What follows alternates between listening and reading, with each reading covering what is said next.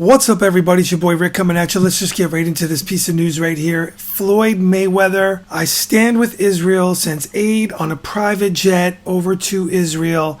Yeah, why not? So let's see what Floyd says here while he's hitting the bag. This was more recent. This was on his Instagram I got this from. So let's check out what he's saying as he's training right here. He's staying in shape. You know, he has these exhibition bouts. They don't count, but he looks really good in a lot of them, fighting people much younger, but definitely other athletes that do not have the skills to keep up with Floyd even at 46. Let's see what he says here. So a lot of times I'm working in the gym, my hands be so fast, so I work with different size gloves, but most of the time when you see me on the bag, I make it look so light, I make it look so sweet. They be 16s. 16-ounce gloves. So that's what they be. Yeah, they're pretty big. Shit come fast, you know. Come fast. Don't make nobody.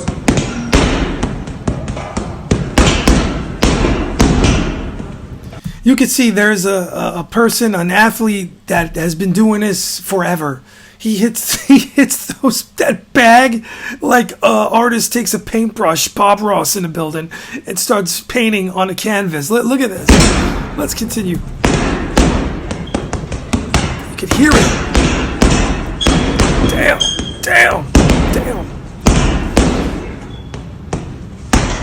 Look at the body shot. Left hook. To the liver. So Floyd definitely was not known for his power, but he was known for his craft in the ring, his ability, the ring generalship that he has, his boxing IQ. He had brittle hands early in his career, if I'm not mistaken, and he had to go cautious on his hands. He had to be very, very cautious. Floyd Mayweather's injured hands, Dr. Martin's comments. I'm just looking at some headlines. What happened to Floyd Mayweather's hands? Okay, reveals he may have had broken hands during one of his fights. Floyd sustained painful injuries during exhibition bout against Britain's. Oh, okay. Well, even back in the day, he had problems with his hands, but well, this made him more creative as a fighter. He's already talented and blessed. Well, he couldn't go for knockouts, so he had to be much more defensive. And I believe the hand injuries created more of an amazing, masterful defensive posture for Floyd Mayweather. Whereas he got in there with fighters, and he learned, like Maidana, on and on and on. Corrales early in his career. R.I.P. Diego Corrales was an amazing fighter who a lot of people thought would end Floyd Mayweather that night. Floyd went on to beat him. So if you say Floyd in his prime was ducking people, if you look in the late 90s, early 2000s, you could see he wasn't, because he was taking some really good fights. Yes, there were times, why not? If you're managing him, if you're his money management team, you're his promoters, why not take an easier fight over a harder fight, put the harder fight off, collect some pay-per-view dollars, collect a couple million here and there, and then go in for the big one. But of course, the Pacquiao fight came too late. But I believe, even as a huge Pac fan earlier on, of course, Pac would have been more of a threat, but he still had the style all day, just like Crawford has the style to beat Errol Spence all day to beat Pacquiao.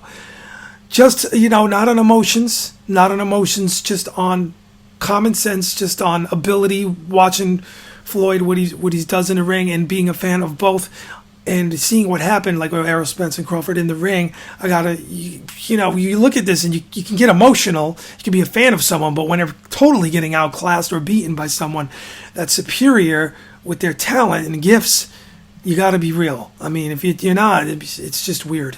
I get it. I'm a big fan of some people, and they lose, like Pac, and I'm like, damn, that sucks. But Floyd Mayweather is going to be around. I think he could definitely go to at least 50, 51, having these exhibition fights. It depends. It's on him when he doesn't want to do it anymore. He has a family. I get what he's doing. He's collecting $1 million checks, millions of dollars in revenue, fighting abroad, fighting wherever. People are paying him the money. He has generational wealth that he's building, and he can hand that down to his kids, his family. Very smart indeed. When it comes a point where it's really a risk to his health, which it is arguably, when he goes in the ring now and he fights a less of a fighter, because he's still getting head blows, especially at his age. You saw Roger, Uncle Roger. He was Floyd's trainer. He was an amazing, amazing trainer, and he suffered dementia. I don't know the exact medical. I'm not going to look it up right now, and unfortunately, R.I.P. is not with us anymore.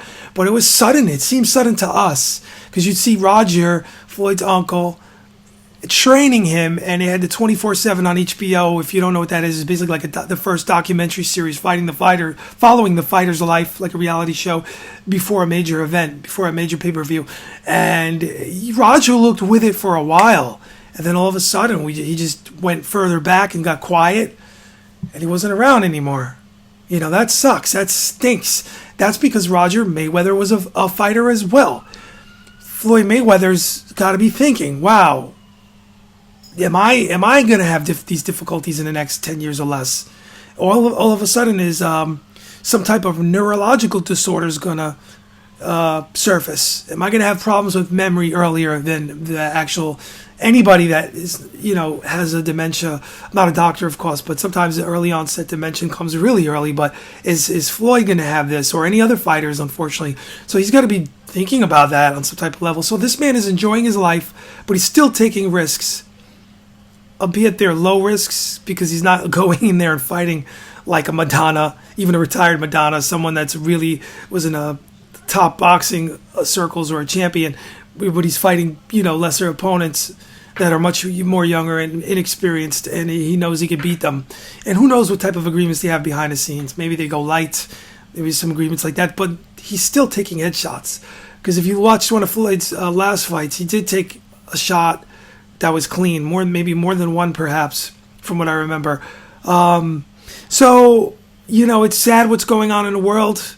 This is just me talking about it, what Floyd's doing for Israel, and it's really disheartening to see these things that happen in our world. Unfortunately, it feels like there's always a repeat of history, a repeat of what happens. I worry about a repeat because I'm a New Yorker. I was actually in the World Trade Center as a kid more than once, memories of it.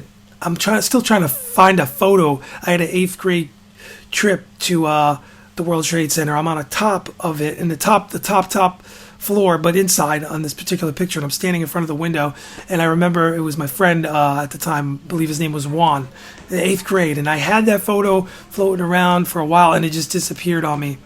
But anyway, so we just don't want to see these attacks and things like this in the world. Why has it got to be like this? So Floyd is stepping up and doing what he wants to do, and I think it's really good. I think it's really good. He's trying to help people out. So props to Floyd for doing what he feels is right. So we're going to see what happens with Floyd's post-retirement career, if you will, fighting these exhibition bouts. I just hope he cuts the gambling down. I've seen him walk out of casinos.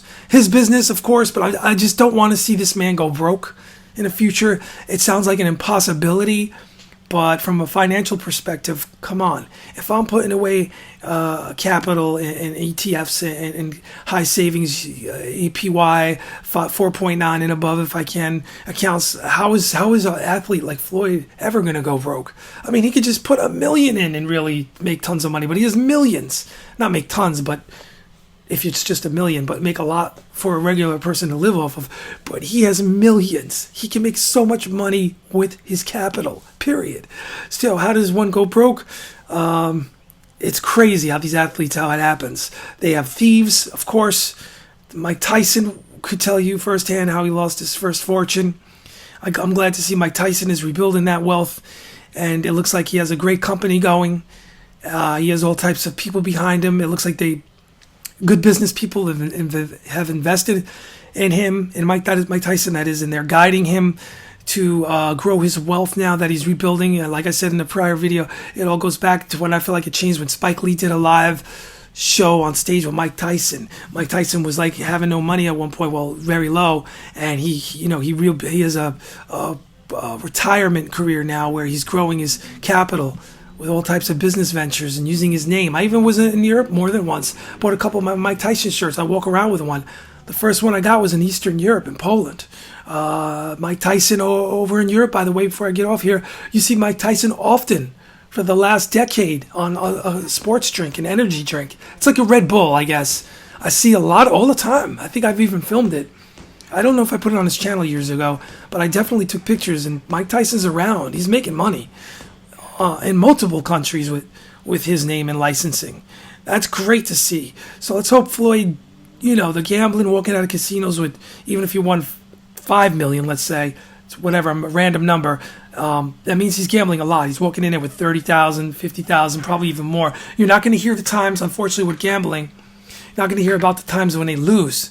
So hopefully he's doing the right thing. And I know he probably is. He's got kids just like Mike Tyson, and we'll see what happens. Anyway, it's your boy. We'll get into something else next time with boxing or something. I'm out.